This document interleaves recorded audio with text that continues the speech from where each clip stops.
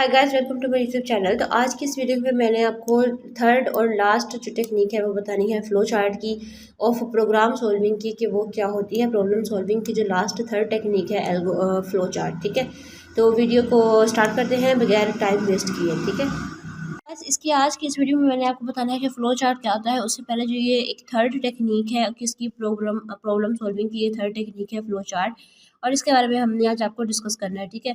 उससे पहले हमने डिस्कस किया था प्रोग्राम के बारे में, और उसके बाद हमने डिस्कस किया था एल्गोरिदम के बारे में कि एल्गोरिदम क्या होता है, प्रोग्राम क्या होता है। थर्ड जो सेकंड और फर्स्ट टेक्नीक हमने डिस्कस की थी, ठीक है। आज की इस वीडियो में हमने बताना है कि फ़्लो चार्ट क्या होता है। तो हम वीडियो को स्टार्ट कर देते हैं, ठीक है। फ़्लो चार्ट क्या होता है, अब ध्यान से सुनिएगा। फ्लो चार्ट जो होता है वो एक ग्राफिकल रिप्रेजेंटेशन होती है of solutions of the problems, ठीक है। जो प्रॉब्लम को हमने सॉल्व करना है, उस प्रॉब्लम का जो सॉल्यूशन होता है वो एक ग्राफिकल रिप्रेजेंटेशन होती है एज अ फ्लो चार्ट, ठीक है। मैं यहाँ पे इसकी डेफिनेशन लेती हूँ तब आपको क्लियर हो जाएगा, ठीक है। Flow chart is a graphical representation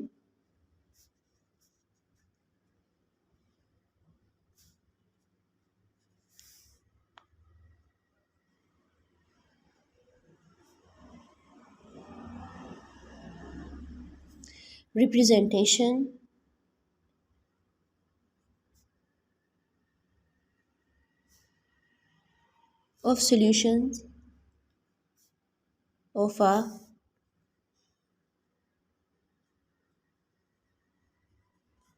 problem, ठीक है। Is a graphical representation of the solution of the problems. ये हमारे पास होता है फ्लो चार्ट। समझ आ गई ये बात।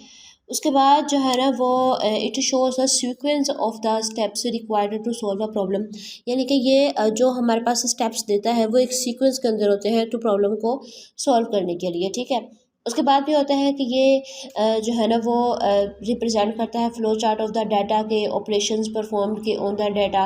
डाटा के अंदर ये एक फ़्लो चार्ट करता है, यानी कि it's presents the flow of data. ये डाटा का फ्लो जो है ना वो प्रेजेंट करता है, ठीक है।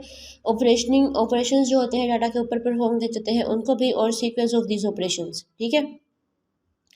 उसके बाद है कि फ्लो चार्ट जो है ना वो डिज़ाइन किया जाता है अकॉर्डिंग टू द डिफाइंड, जो डिफाइंड रूल्स होते हैं ना उसी के अकॉर्डिंग ही फ़्लो चार्ट को डिज़ाइन किया जाता है।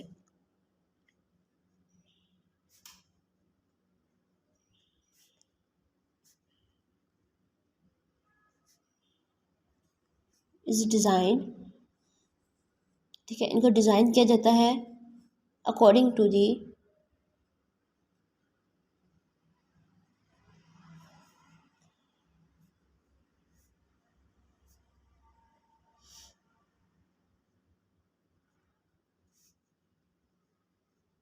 According to the defined rules. इनको जो रूल्स डिफाइन किए जाते हैं सिर्फ उनके अकॉर्डिंग ही हम एक फ़्लो चार्ट को जो है ना वो हम क्या कर सकते हैं, बना सकते हैं, ठीक है। उसके बाद होना है कि डिफरेंट सैम्पल्स जो है ना वो फ़्लो चार्ट को जो है ना वो डिफरेंट ऑपरेशंस को उसके फ़्लो को जो रिप्रेजेंट करते हैं वो डिफरेंट उसके जो है ना वो फ़्लोज़ के लिए यूज़ होते हैं, ठीक है। उसके बाद हमें देखना है कि इसके एडवांटेजेस क्या होते हैं फ़्लो चार्ट के।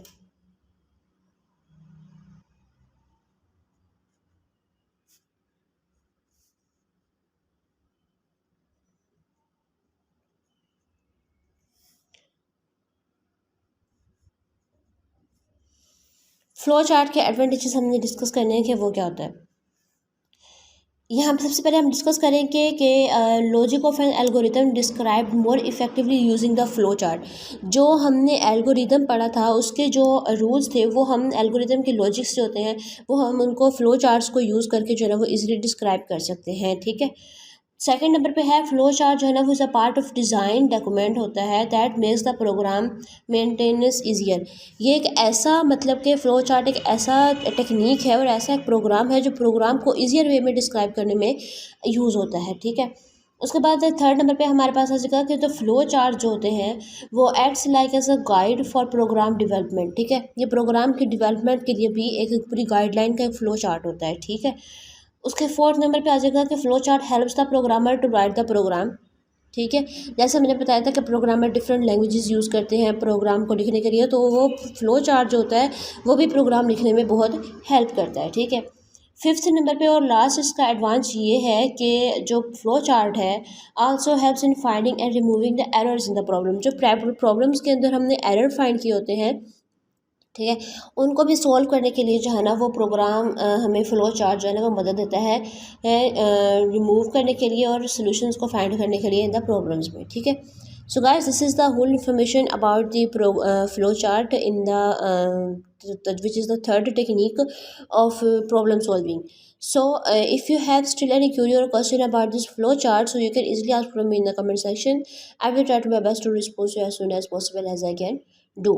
So stay connected with me for the further informative videos and the further videos for the C++ language and the intro to the programming.